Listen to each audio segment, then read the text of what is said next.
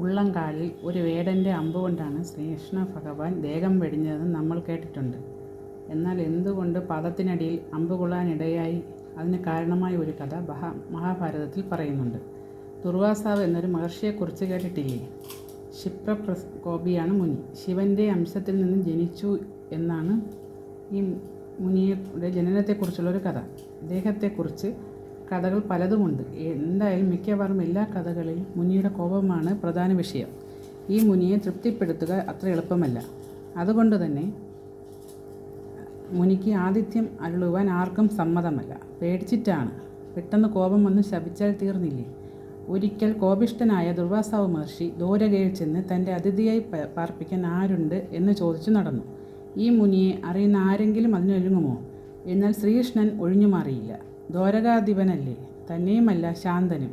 ശ്രീകൃഷ്ണൻ ദുർവാസാവ് മഹർഷിയെ കൂട്ടിക്കൊണ്ടുപോയി തൻ്റെ കൊട്ടാരത്തിൽ താമസിപ്പിച്ചു. ഭാര്യയായ രുക്മിണിയോടുകൂടി ഭഗവാൻ അദ്ദേഹത്തെ ശ്രദ്ധയോട് ശുശ്രൂഷിക്കുകയും ചെയ്തു. എത്ര നിഷ്കർഷതയോടെ കാര്യങ്ങൾ ചെയ്തു കൊടുത്താലും ഈ മുനിയുടെ ശീലങ്ങളിൽ നിന്ന് രക്ഷപ്പെടാനാവില്ല.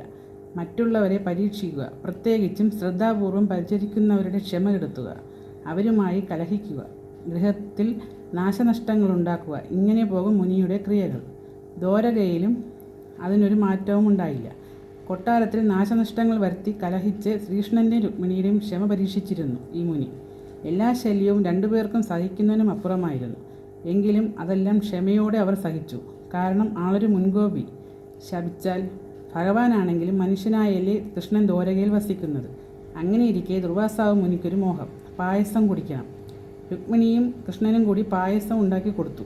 മുനി അല്പം കുടിച്ചിട്ട് പറഞ്ഞു, ബാക്കി വന്ന പായസം കൃഷ്ണൻ്റെ ശരീരത്തിൽ പുരട്ടാൻ. ഭഗവാൻ സസന്തോഷം പായസം ശരീരം മുഴുവൻ തേച്ചു പിടിപ്പിച്ചു. പാദത്തിനിടയിൽ മാത്രം പായസം പുരട്ടിയില്ല. അതെന്താണ് അങ്ങനെയെന്ന് മുനി ചോദിച്ചപ്പോൾ തനിക്കത് ഇഷ്ടമല്ല എന്ന് കൃഷ്ണൻ മറുപടി പറഞ്ഞു. ഒന്ന് ആലോചിച്ച് നോക്കൂ, കാൽവെള്ളയിൽ പായസം തേച്ചാൽ നടക്കുമ്പോൾ വഴുതിപ്പോകില്ലേ? വീഴാൻ അത് മതി. മുനിക്ക് കോപം വരാനും അത് മതിയാകും. ഭാഗ്യം. കൃഷ്ണൻ്റെ മറുപടി കേട്ട് മുനി കോപിച്ചില്ല. ബാക്കി പായസം എടുത്ത് മുനി എന്ത് ചെയ്തെന്നോ?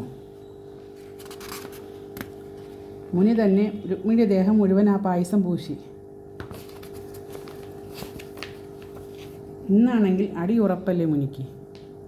കൃഷ്ണനൊന്നും മിണ്ടിയില്ല. നിവൃത്തിയില്ലല്ലോ, മഹർഷിയുടെ ശാപം, അത് പേടിക്കണ്ടേ? ഒക്കെ ക്ഷമിച്ചു. പിന്നീട് മഹർഷി എന്ത് ചെയ്തെന്നോ? ഒരു രഥം വരുത്തി അതിൽ കുതിരയ്ക്ക് പകരം രുക്മിണിയെ കെട്ടി വേഗത്തിൽ രഥം ഓടിച്ചു.